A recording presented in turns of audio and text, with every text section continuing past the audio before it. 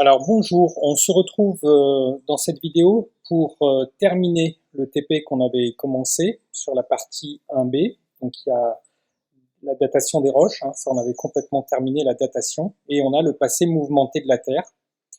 Et après les rappels, donc on avait commencé à le premier TP, il y en a deux dans le passé mouvementé de la Terre. Le premier TP, ce que je vous propose, c'est les marges passives des traces d'ouverture d'océans, des océans qui sont perdus pour certains. Alors, de quoi s'agit-il? Alors, petit rappel déjà sur les marges passives, hein. Je le mets ici, ça correspond en fait à la transition entre une lithosphère océanique et une lithosphère continentale, mais au sein d'une même plaque tectonique. C'est-à-dire qu'on va passer en fait d'un bloc continental d'une croûte continentale à une croûte océanique, mais sans que la transition soit active. Alors, qu'est-ce que c'est qu'une transition active? Qu'est-ce que c'est qu'une marge active du coup par rapport à une marge passive? Eh bien, vous savez que la Terre est divisée à sa surface en différentes plaques d'une épaisseur d'une centaine de kilomètres. Hein. En fait, l'écorce de la Terre, c'est ce qu'on appelle la lithosphère. Et cette lithosphère est donc découpée en différentes plaques. Et ces limites de plaques, en fait, correspondent à de l'activité volcanique qui n'est pas répartie au hasard sur Terre. L'activité volcanique se concentre, en fait, aux limites de plaques. Mais ce n'est pas la seule activité qui se concentre aux limites de plaques, c'est aussi l'activité sismique, puisque ces plaques sont en mouvement les unes par rapport aux autres. Donc là où on a des alignements sismiques et volcaniques, on a des limites de plaques. Alors, les volcans, quand le volcanisme est effusif, peu dangereux, et l'activité sismique est faible, on est sur des limites de plaques qui sont divergentes. C'est notamment le cas des dorsales médio-océaniques. Bon, elles ne sont pas tout le temps au milieu des océans, mais on les appelle quand même des dorsales médio-océaniques. Vous voyez qu'ici, par exemple, la plaque africaine, elle est limitée par la dorsale nord-indienne, sud-indienne, la dorsale sud-atlantique et la dorsale atlantique. Ça veut dire que quand je passe de la croûte continentale africaine sur tous ses bords, je passe de la croûte continentale à la croûte océanique, il n'y a pas ici d'activité. L'activité se concentre plus loin, au milieu de l'océan. Alors quand l'activité sismique est beaucoup plus importante, meurtrière, et le volcanisme plus explosif et dangereux, comme ici par exemple sur tout le pourtour de ce qu'on a appelé le cercle de feu, tout autour du Pacifique, eh bien on a ce qu'on appelle des limites convergentes sur toutes ces limites-là. Alors ici, typiquement, sur tout le pourtour du Pacifique, en fait, on a une limite convergente avec l'océan, la plaque océanique Pacifique, en fait, qui subducte sous le continent américain, sous le continent asiatique, et sous ici le continent indonésien et la plaque australienne. Alors, donc, du coup, des mouvements divergents, des mouvements convergents et des mouvements coulissants. Alors, il y en a certains qui sont très célèbres, hein, comme la faille de San Andreas, hein, qui menace les villes de Los Angeles et San Francisco. Ici, on n'a pas de mouvement, donc ni divergent, les blocs ne s'éloignent pas l'un par rapport à l'autre, ni ne se rapprochent, mais ils coulissent l'un par rapport à l'autre. Voilà les trois types en fait de mouvements de plaques tectoniques. Et je rappelle, donc une marge passive, c'est quand on passe du continent à l'océan, de la croûte continentale à la croûte océanique, ou de la lithosphère continentale à la lithosphère océanique, sans qu'il y ait d'activité. Si on prend le cas de la Réunion, nous on est ici, on est un volcan intraplaque, puisque notre plaque est limitée ici. Eh bien, nous, on est un volcan intraplaque, il y en existe quelques-uns quand même, des volcans intraplaques, hein, on les voit. Et on est donc sur la plaque africaine, nous à la Réunion, mais on est posé sur une lithosphère océanique. Et on pourrait très bien passer à la lithosphère malgache ou à la lithosphère africaine sans qu'il y ait ici de zone de subduction. D'accord ? Il n'y a pas de gros danger volcanique ni sismique autour de la Réunion.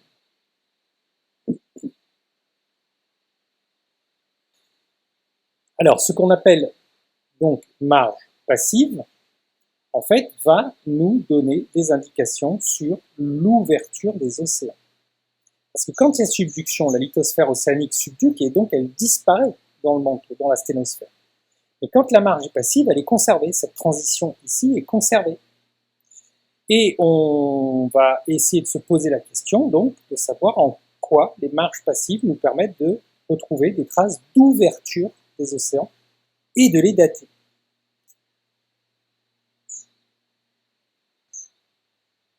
Alors, d'ouverture, pourquoi? Eh bien oui, parce qu'on rappelle que, encore au Jurassique, vers moins de 120 millions d'années, les continents sont complètement réunis en un seul bloc, qu'on appelle la Pangée.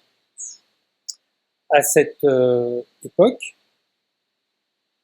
et on l'a déjà rencontré dans les activités de rappel, la France est dans cette position, et vous voyez qu'au Jurassique, l'océan occupe une grande partie du territoire de la France métropolitaine. Ici, on peut reconnaître donc notre île, la Bretagne, les Ardennes, le futur domaine pyrénéen, le futur domaine alpin. Et vous voyez qu'en fait, ce ne sont que des îles. Peut-être ici le Jura ou les Vosges. Et voilà, ce ne sont que des îles. Donc à cette époque, on peut passer quasiment de la Bretagne au continent américain, presque à pied. Presque à pied, il y a un petit bras de mer là. En gros, vous voyez que l'Atlantique n'est pas ouvert.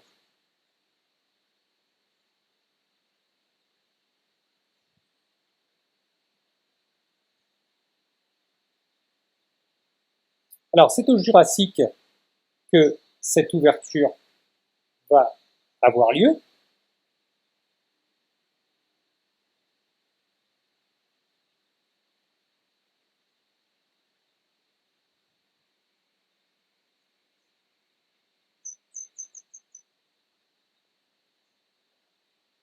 D'abord, une ouverture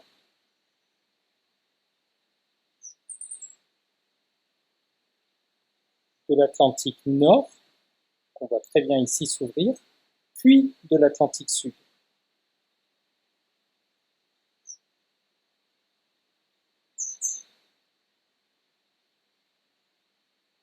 Donc, ce qui va nous intéresser, c'est effectivement, est-ce que ces marges passives qu'on retrouve ici et ici, de façon symétrique entre le continent nord-américain et le continent européen, est-ce que ici, les marges passives qu'on a, donc la transition ici continent-océan et la transition continent-océan de l'autre côté, nous donnent des indices de l'ouverture. Alors, on rappelle que les géologues disposent d'un modèle d'ouverture d'océan quand on n'a que du continent.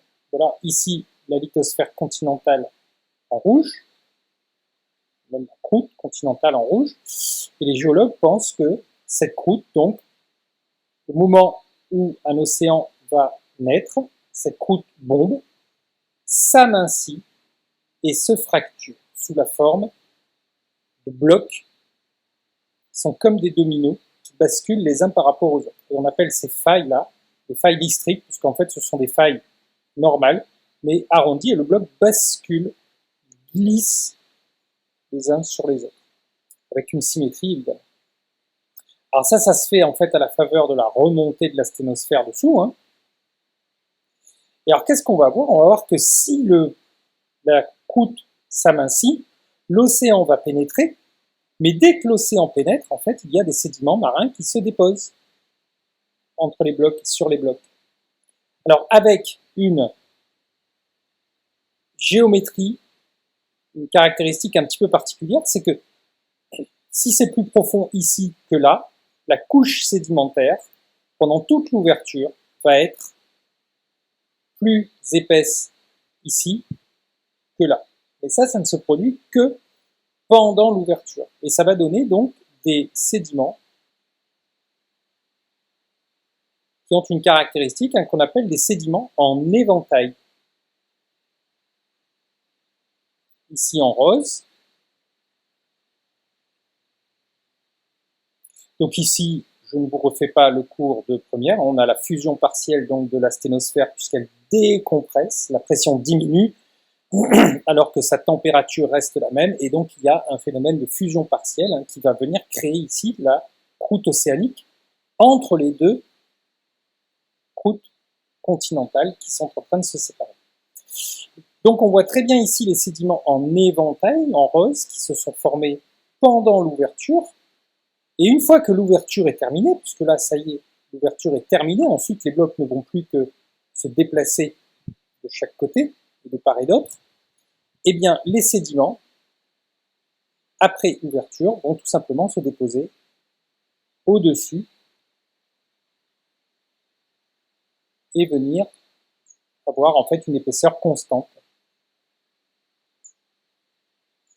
Voilà la lithosphère océanique donc qui croît entre les deux parties continentales qui sont en train de se séparer. Alors pour résumer, pour trouver donc des indices d'ouverture sur nos marges passives, eh bien, on doit pouvoir retrouver donc des failles et des blocs basculés, des sédiments en éventail dont l'âge pourrait nous donner l'âge d'ouverture de l'océan, des sédiments d'après ouverture qui pourraient nous dire, si on a leur âge, à quel moment dans l'histoire de la Terre, eh bien, l'ouverture est terminée.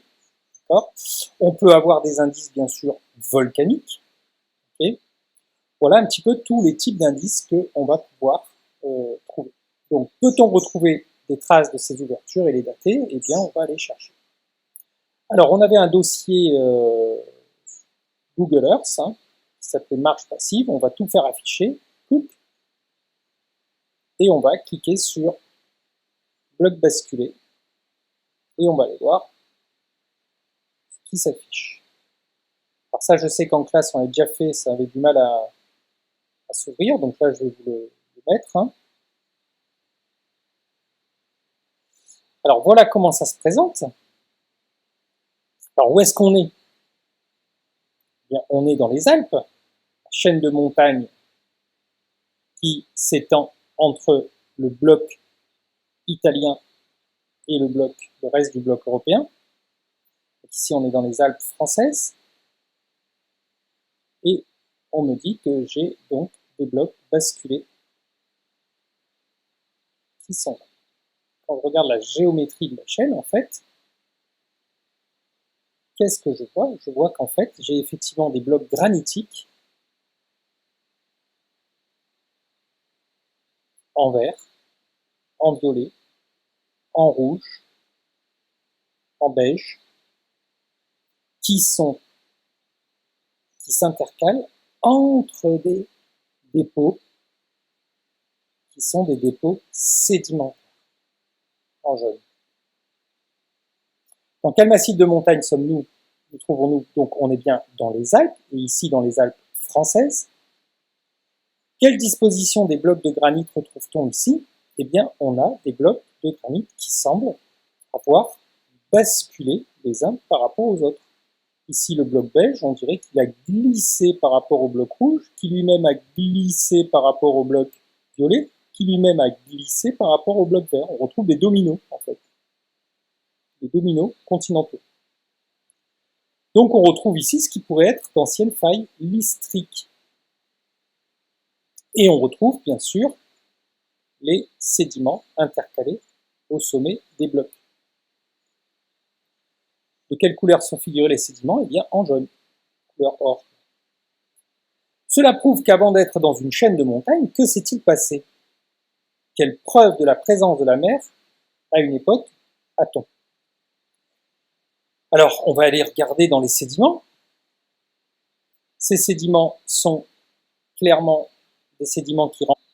Donc, s'ils renferment des fossiles marins, c'est qu'ils se sont déposés. Puis alors, clairement, on dirait un calcaire ou des marnes. Ça évoque le calcaire marneux. Donc clairement, ici, ces sédiments se sont déposés au moment où il y avait la mer. Alors des blocs basculés plus des sédiments marins, bon ben forcément, ça nous fait très penser à notre modèle d'ouverture. Parce qu'on se retrouverait bien dans cette configuration-là, avec les blocs ici, basculés, qui seraient donc chacun de ces dominos là, qu'on retrouverait ici, qui glisseraient le long des failles districts, et les sédiments au sommet. Voilà.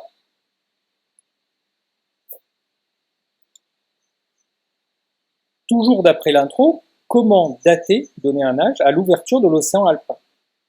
Rechercher des indices sur Google Earth, intro et indices dans l'appareil photo.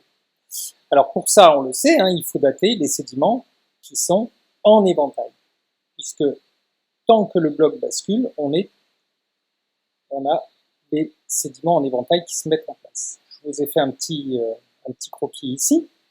Voilà les blocs continentaux qui descendent les uns par rapport aux autres. Là, c'est le début de l'ouverture. On a un premier sédiment en éventail plus profond, donc plus épais ici que là. Les blocs continuent de basculer et les différentes couches sédimentaires se mettent en place. Une fois que la bascule des blocs est arrêtée, on a des sédiments qui se déposent au-dessus et qui sont des sédiments d'après ouverture.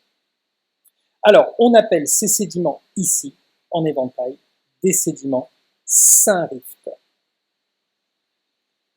Ça, c'est un mot qu'il faut bien maîtriser. D'accord ? On appelle ça des sédiments Saint-Rift. Saint, ça veut dire avec. Donc, avec le rifting. Et le rifting, ça veut dire quoi? Le rifting, c'est l'ouverture océanique. Alors ça, c'est vraiment les sédiments en éventail. C'est ça.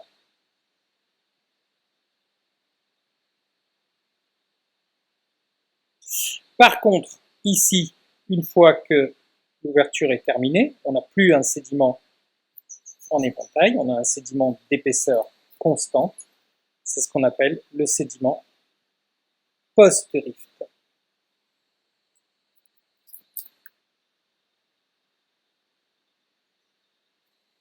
Donc ici, on va aller cliquer sur les sédiments. Non, sur l'appareil photo. Et on retrouve donc nos blocs basculés, notre faille ici, la faille listrique, c'est un type de faille normale, les sédiments. Et on retrouve ici donc très bien nos sédiments en fait Saint-Rift. Alors pourquoi est-ce qu'ils ne forment plus d'éventail très caractéristique? Eh bien tout simplement parce que dans les Alpes, on n'est plus du tout en situation océanique et ce bloc, bien qu'il ait basculé vers le bas à une époque, eh bien dans les Alpes, vous savez que il y a eu une collision entre le bloc italien et le bloc français, et donc ces blocs, tout simplement, se sont rapprochés et ils sont remontés les uns par rapport aux autres. Et donc ces sédiments ont été tout simplement replissés. Ces sédiments ont été replissés dans la remontée du bloc.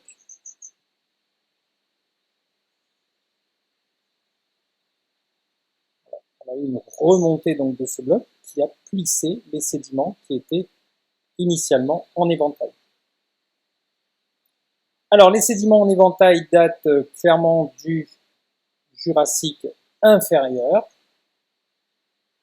et du Jurassique moyen, entre 154 et 205 millions d'années. Donc l'ouverture, ici, s'est faite entre 154 et 205 millions d'années. Alors attention, ce n'est pas l'ouverture de l'Atlantique ici, c'est un océan qui devait se trouver entre l'Italie, le bloc italien, et le bloc français. Voilà, avant les Alpes, avant cette chaîne de collision là, il devait y avoir un océan qui s'était ouvert ici.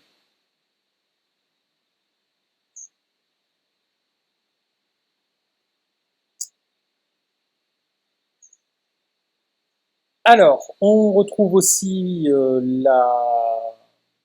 les sédiments post-rift, ici, qui datent en vert probablement du Crétacé. Voilà.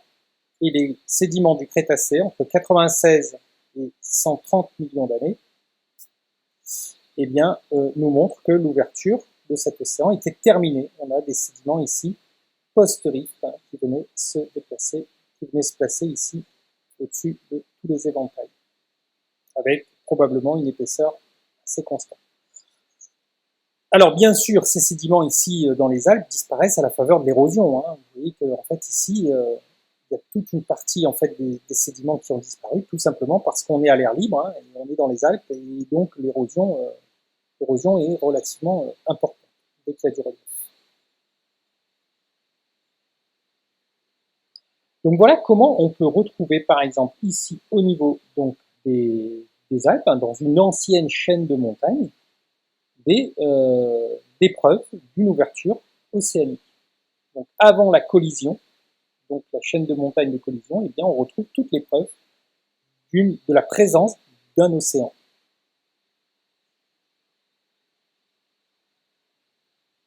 Alors maintenant qu'on a vu qu'il y avait un océan donc alpin avant les Alpes, eh bien on va s'intéresser à l'océan Atlantique.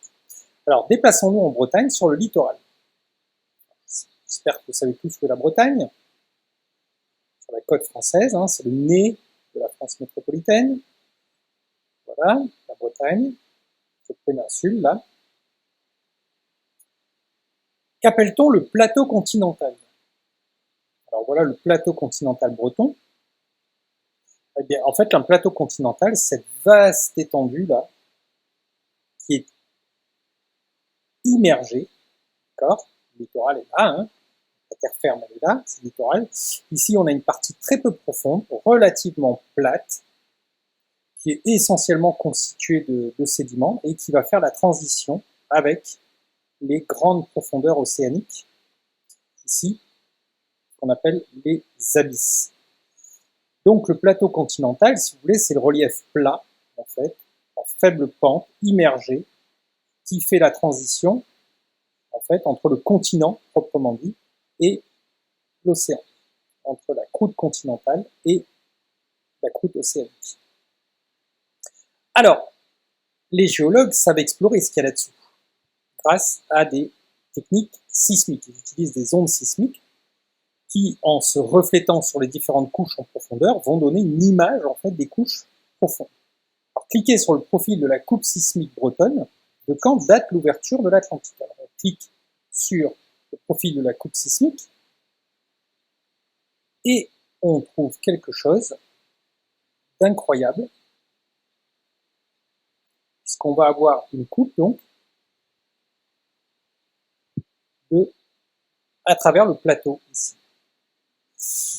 Et à travers le plateau, on a une coupe un peu nord-ouest, nord-est, sud-ouest, nord-est, sud-ouest, on a une coupe qui serait établie un petit peu comme ça, on peut dû mettre la direction du profil. Et qu'est-ce qu'on voit? Eh bien, on voit que on retrouve de façon incroyable, en gris ici, nos blocs basculés, en rose, les failles listriques qui permettent à ces blocs donc de glisser les uns par rapport aux autres. On va retrouver en bleu une couche sédimentaire, mais alors d'égale épaisseur, JS. JS, c'est du Jurassique, 203-135 millions d'années. Et on va retrouver au-dessus nos éventails, nos couches donc sédimentaires en éventail, qui datent donc du Crétacé. Crétacé inférieur, Crétacé supérieur. Ça veut dire que toute l'ouverture s'est faite entre le Crétacé inférieur et le Crétacé supérieur. Crétacé inférieur, on est à 135 millions d'années, jusqu'au Crétacé supérieur, donc la limite haute, c'est 65 millions d'années. Donc entre 135 et 65 millions d'années, eh bien, on a une ouverture océanique, ces blocs basculent et les sédiments ici se déposent. Donc c'est bien les sédiments Saint-Rift. On retrouve ici au Cénozoïque, période tertiaire, nos sédiments post-Rift.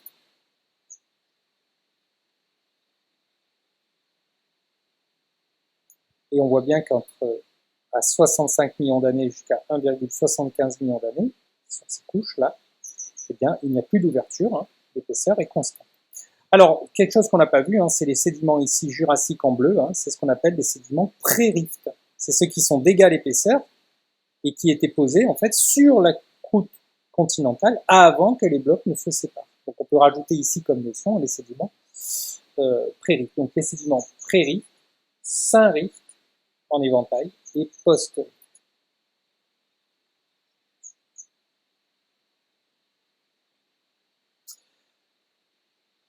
Donc ici, de quand date l'ouverture de l'océan Atlantique? Et bien clairement du Crétacé.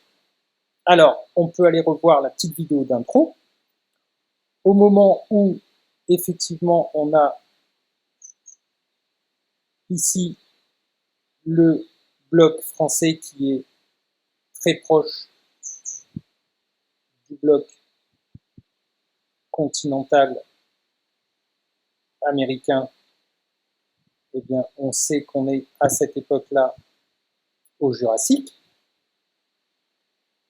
Et qu'effectivement, regardez bien, l'ouverture va se faire très clairement et très franchement ici, vers 160, 150 millions d'années.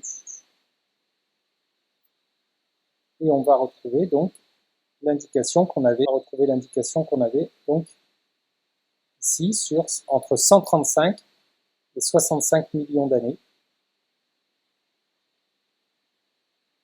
120, voilà, là à 120, on a une véritable ouverture. Donc on est bien compris dans cet intervalle de temps ici, 135 95.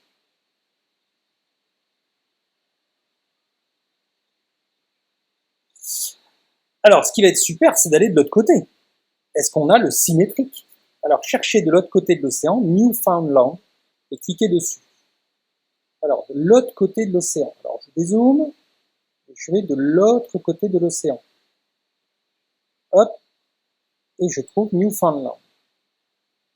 Donc, ici, je suis sur le plateau continental du côté américain.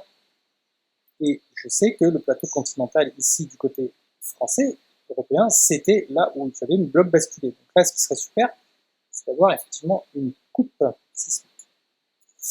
Alors voilà la situation donc de Newfoundland il y a 140 millions d'années. Il y a 140 millions d'années.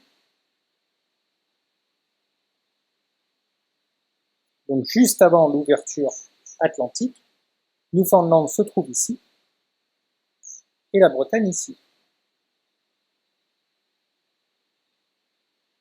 Alors on le disait, hein, ce qui serait super, c'est d'avoir une coupe sismique. Eh bien, il n'y a qu'à demander. La voilà, la coupe sismique. Alors elle n'est peut-être pas aussi propre que sur l'autre. Donc délimiter proprement en légendant sur la coupe ci-dessous du profil sismique de Newfoundland les blocs basculés, les sédiments syn-rift et une couche post-rift. Alors, on y va. Alors on y va, j'ai capturé ici la coupe. Et on retrouve donc très clairement ici des failles listriques avec des blocs basculés. Ici, il y en a un qui a complètement basculé.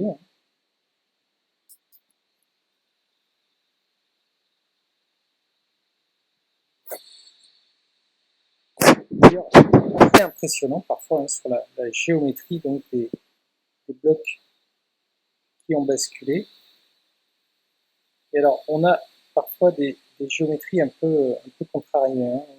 On a des blocs qui ont basculé un petit peu dans tous les sens, mais on peut vraiment les délimiter, puisque en fait, on voit que là, en sismique, réflexion, là, pour délimiter les couches grâce aux ondes sismiques, on voit bien que les sédiments en fait sont très striés. Hein.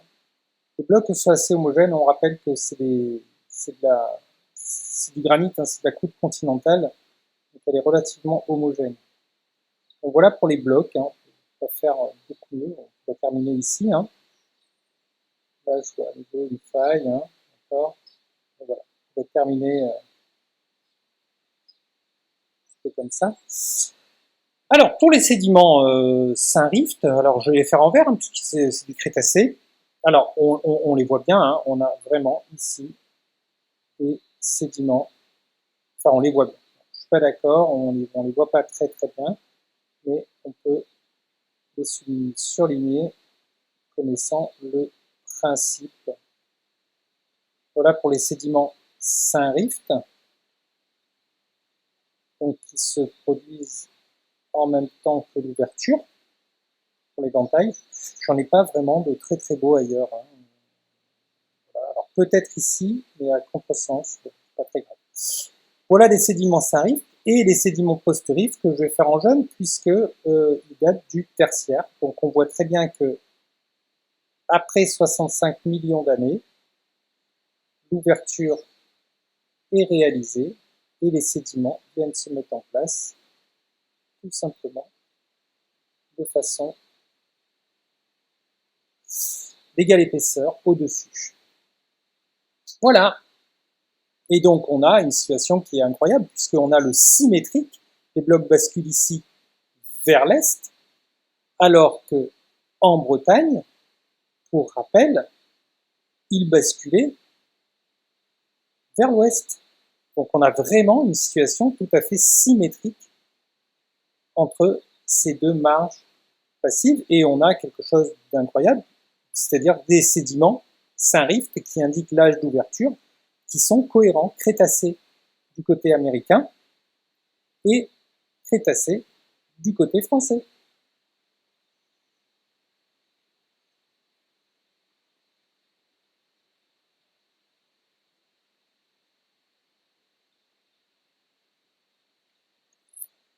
Alors on peut revenir, question 9, dans les Alpes hein, et chercher le mont Chenaillé. Alors je repars dans les Alpes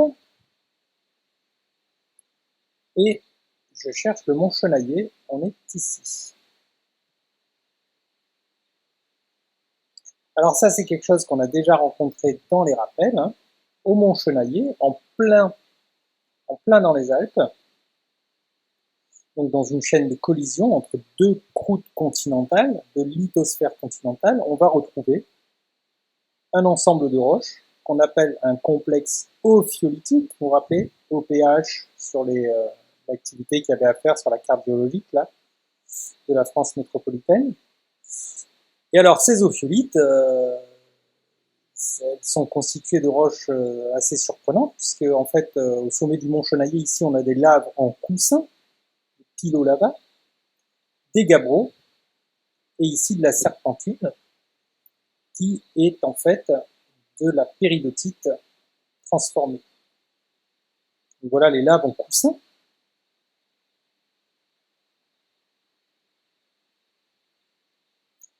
Voilà la péridotite transformée un petit peu à haute température et à cause des fluides, elle a été métamorphisée en une roche qui évoque la peau de serpent, c'est pour ça qu'on appelle ça de la serpentinite. Une serpent, elle contient de la serpentinite, c'est une serpentine. C'est de la péridotite hein, transformée. Alors ça c'est très très bizarre. Hein. Quel problème soulève cette observation? Eh bien, que fait le domaine océanique, tout simplement, au sein d'une chaîne continentale? Alors, on a déjà répondu à cette question hein, quand on a fait l'activité, hein, je le redis, hein, sur la carte géologique de la France métropolitaine. Tout simplement, on a montré tout à l'heure qu'il existait donc un domaine océanique entre le domaine français et le domaine italien avant la collision des Alpes. Donc il y avait une lithosphère océanique qui s'étendait ici à un moment donné, puisqu'il y avait un océan alpin. Et que cet océan alpin s'est tout simplement en fait refermé. Et comment il se referme? Il se referme par subduction.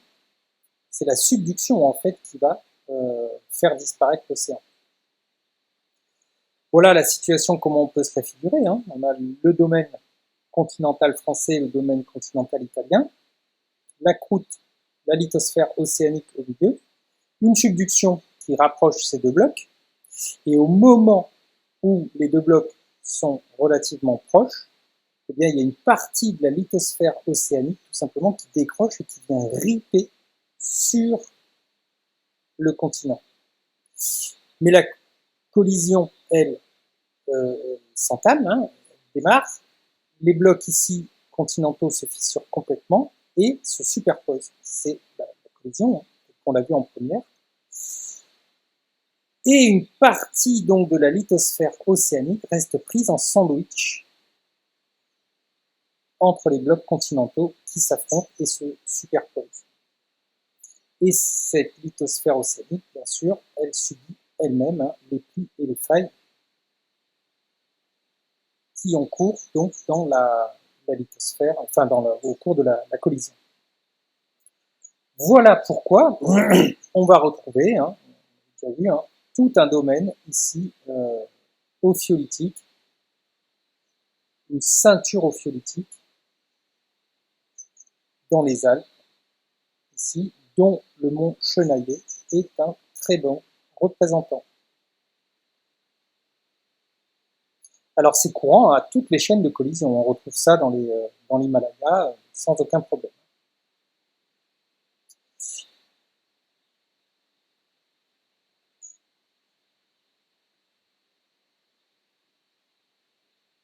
Et il ne nous reste plus qu'à conclure. Quelle était la problématique? Peut-on retrouver des traces d'ouverture océanique et les dater grâce aux marges passives? Eh bien oui, et je vous propose tout simplement de remplir ce petit texte à trous. Alors je vous laisse quelques minutes là-dessus, on peut mettre sur pause.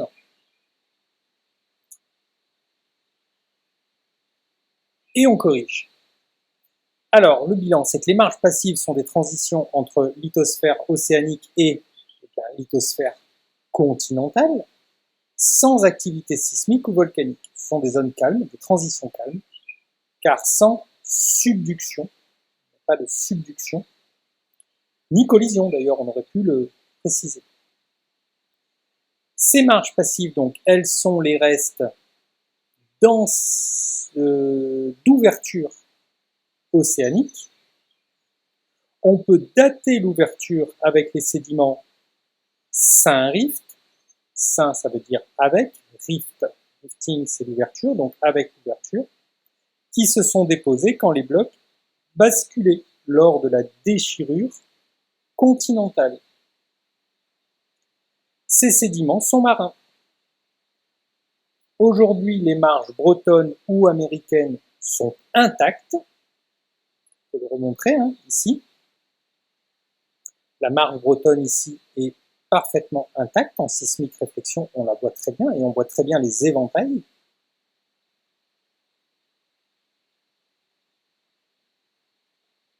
Ici, côté américain, on voit encore très bien les éventails.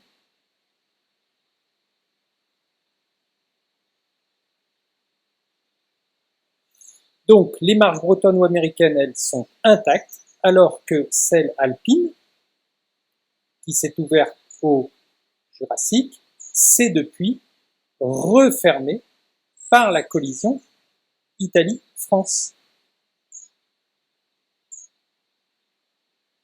Le complexe basalte-gabbro-péridotite, eh bien c'est le complexe ophiolitique, témoigne de la présence de quel type de croûte? De la croûte océanique, bien sûr. Alors, petit détail, hein, si on avait mis basalte et gabbro, on aurait dit croûte océanique, mais par contre, comme on a rajouté péridotite, il y a le manteau lithosphérique avec.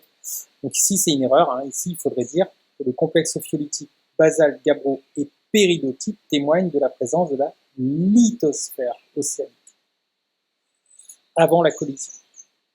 Cette croûte océanique se trouve coincée dans la chaîne de montagnes par, quel est le mécanisme qui coince une partie de la lithosphère océanique qui est prise en sandwich entre les blocs de croûte continentaux? Eh bien, c'est l'obduction. Et voilà, comment on a résolu notre problème. Et je trouve ça très sympa, cette histoire de marge passive et de blocs basculés qui nous font entrevoir en fait des océans anciens, qui nous font entrevoir en fait que effectivement la Terre a un passé mouvementé, elle n'a pas toujours été comme elle l'est.